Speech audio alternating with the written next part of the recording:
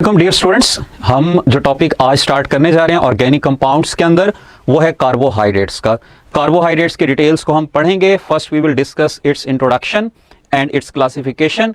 उसके बाद हम देखेंगे इनके डिफरेंट ग्रुप्स को, लाइक मोनोसेक्राइड्स को, ओलिगोसेक्राइड्स को और पॉलीसेक्राइड्स को। सबसे पहले हम इनके बेसिक कैरेक्टर्स की तरफ आ रहे हैं कार्बोहाइड्रेट्स के। और सबसे पहला इंपॉर्टेंट कैरेक्टर जो आपने याद रखना है वो ये है कि हम इनको हाइड्रेट्स ऑफ कार्बन का नाम भी देते हैं। अब हाइड्रेट्स ऑफ कार्बन क्यों कहा जाता है? क्योंकि यहां पर कार्बन के साथ वाटर का मॉलिक्यूल प्रेजेंट होता है।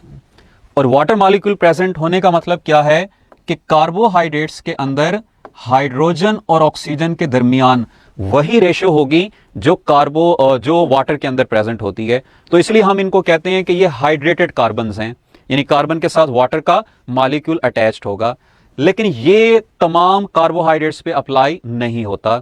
जैसे मैं एक एग्जांपल आपके सामने शेयर कर लेता हूं डीऑक्सीराइबोस शुगर की। डीऑक्सीराइबोस शुगर का फार्मूला है C5H10O4। यहां पर ये 2:1 अप्लाई नहीं होती। तो इसलिए आपने याद रखना है कि ये काफी सारी एक्सेप्शंस भी हैं जहां पर ये एग्जिस्ट नहीं करेगी रेशो। इसी तरह काफी सारे ऐसे मॉलिक्यूल्स हैं जो शुगर्स नहीं हैं लेकिन उनमें ये प्रोपोर्शन मौजूद होता है। जैसा कि आपके सामने लैक्टिक एसिड की एग्जांपल है। लैक्टिक एसिड में 2:1 प्रेजेंट होती है, but lactic acid is not a sugar molecule. तो इसीलिए ये ज्यादा एक्सेप्टेबल टर्मिनोलॉजी नहीं है। दूसरा आपने याद रखना है इनका जनरल फार्मूला।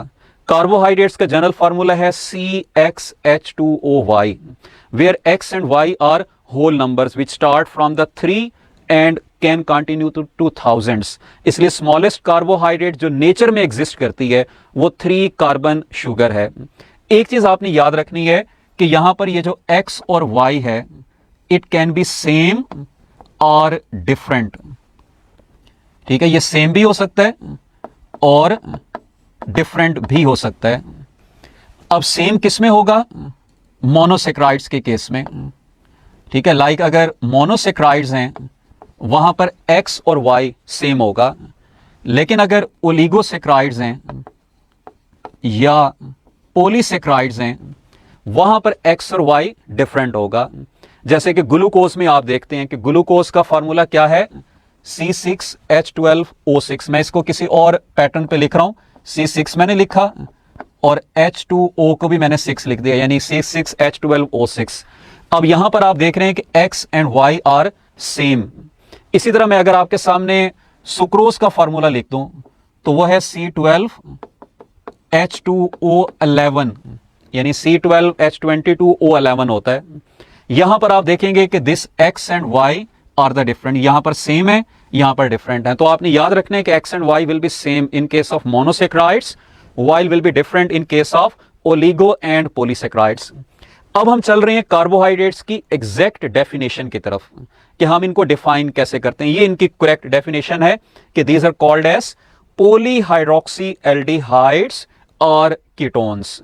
दो चीजें आपने याद रखनी है कि एक तो कार्बोहाइड्रेट्स के अंदर मल्टीपल हाइड्रोक्सिल ग्रुप्स प्रेजेंट होंगे, मल्टीपल OH ग्रुप्स होंगे, इसलिए हम इनको कह रहे हैं पॉलीहाइड्रोक्सी।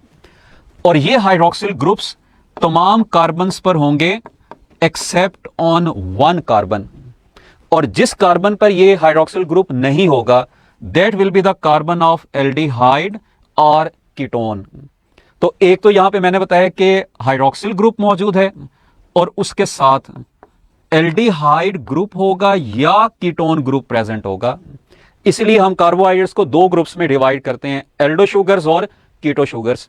और हमने ये पढ़ा है कि इनकी तमाम कार्बन्स के ऊपर हाइड्रोक्सिल ग्रुप होगा सिवाय एक कार्बन के, और वो एक कार्बन कौन सी होगी? एल्डिहाइड या कीटोन की।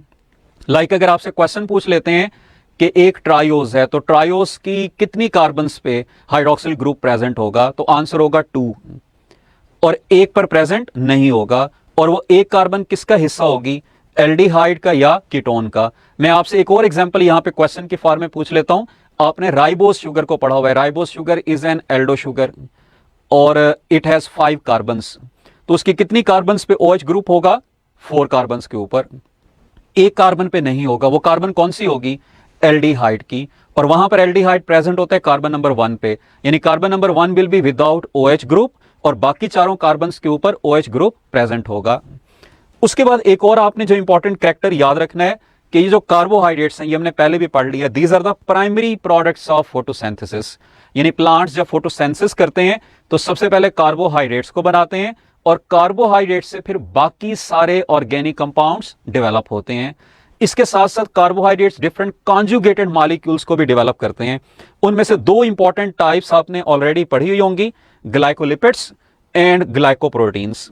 These glycolipids and glycoproteins have important role in the formation of cell membrane. Plasma membrane के अंदर इनका रोल होता है। They also play role in the formation of extracellular matrix, वो मैट्रिक्स जो सेल के बाहर मौजूद होता है। और इसी तरह से they also have important role in the bacterial membranes and bacterial cell wall। ये इसके दो इंपॉर्टेंट कॉन्जुगेट्स हैं जो अमूमन सेल की सर्फेसेस के साथ कॉमनली एसोसिएटेड होते हैं। तो ये तो आपने इसकी बेसिक्स को याद रखना है कार्बोहाइड्रेट्स की। अब हम चलते हैं कार्बोहाइड्रेट्स की क्लासिफिकेशन की तरफ। इनके तीन कॉमन ग्रुप्स आप पढ़ते हैं, मोनोसेक्राइड्स, ओलिगोसेक्राइड्स एंड पॉलीसेक्राइड्स। सबसे पहला कैरेक्टर हम ले रहे हैं इनके कॉमन नेम का। मोनोसेक्राइड्स को हम कहते हैं सिंपल शुगर्स या इनको कहा जाता है सिंगल शुगर्स, ठीक है, mono stands for single. Oligosaccharides को हम कहते हैं कॉम्प्लेक्स शुगर्स।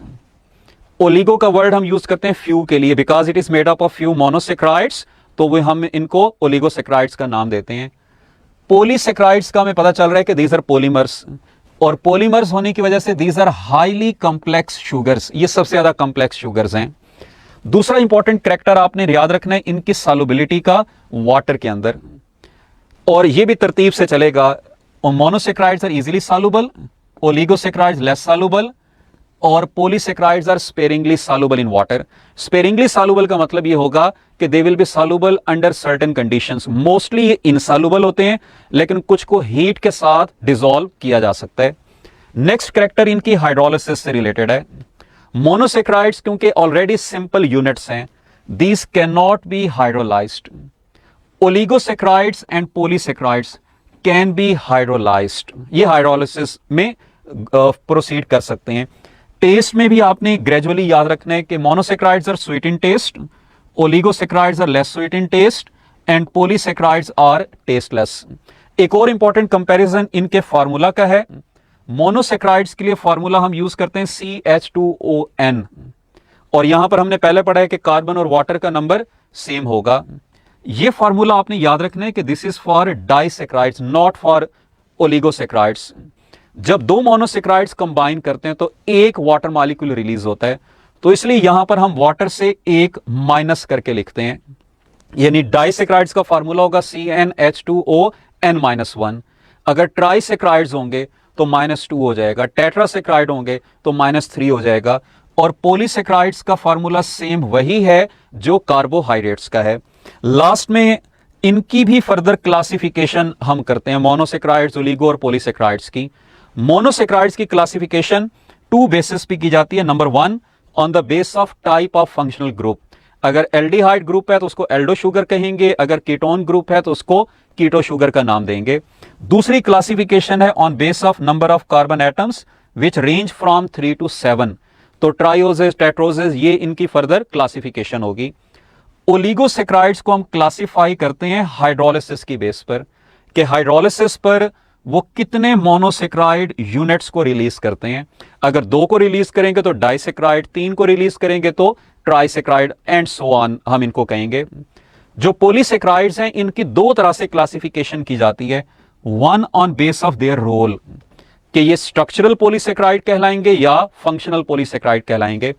दूसरी क्लासिफिकेशन हम करते हैं इनकी पॉलीमराइजेशन के ऊपर, लाइक हम इनको होमोपॉलीमर का नाम देते हैं या हेट्रोपॉलीमर का नाम देते हैं। ये सारी डिटेल्स हम अगले लेक्चर्स में पढ़ेंगे जैसे जैसे हम क्लासिफिकेशन की तरफ चलते जाएंगे। अब यहां तक हमने जो पढ़ा है, we will come towards few questions, उनको हम देख लेते हैं कि इस पोर्शन में से आपसे क्या इंपॉर्टेंट क्वेश्चंस पूछे जा सकते हैं। क्वेश्चन नंबर 1 आपके सामने है, in general formula of carbohydrates X and Y are same in alpha monosaccharide, beta oligosaccharide, Charlie disaccharide और डेल्टा है पॉलीसेक्राइड। तो ये आपने अभी पढ़ा है कि X and Y will be same in case of monosaccharides, Y will be different in case of polysaccharides. तो करेक्ट आंसर इसका अल्फा होगा, यानी मोनोसेक्राइड्स में X और Y सेम होगा। दूसरा क्वेश्चन हम देखते हैं, question number 2, these are soluble in water and can also be hydrolyzed. Alpha carbohydrates, beta monosaccharides, Charlie oligosaccharide, delta polysaccharide. तो अब यहां पर दो चीजें बेटा आपसे पूछी गई हैं। एक तो ये पूछा गया है कि वाटर में सॉल्युबल है, और दूसरा कि हाइड्रोलाइज भी हो सकता है। अब मोनोसेक्राइड्स का आपको पता है कि ये वाटर में सॉल्युबल हैं लेकिन हाइड्रोलाइज नहीं होते। ओलिगोसेक्राइड्स वाटर में सॉल्युबल भी हैं, हाइड्रोलाइज भी हो जाते हैं। पॉलीसेक्राइड्स आपने पढ़ा है कि ये वाटर में इनसॉल्युबल हैं, हाइड्रोलाइज हो सकते हैं। तो इसका मतलब ये है कि करेक्ट ऑप्शन इसकी चार्ली होगी। ओलिगोसेक्राइड्स पर ये दोनों कैरेक्टर्स अप्लाई होते हैं। कार्बोहाइड्रेट्स को हम इसलिए नहीं ले रहे कि because it is a general group, इसकी किसी एग्जांपल पे ये कैरेक्टर अप्लाई होंगे, किसी पर नहीं होंगे। तो हमने पेपर के अंदर आंसर करना होता है मोस्ट स्पेसिफिक ऑप्शन को। So the best option in this question is Charlie यानी ओलिगोसेक्राइड्स।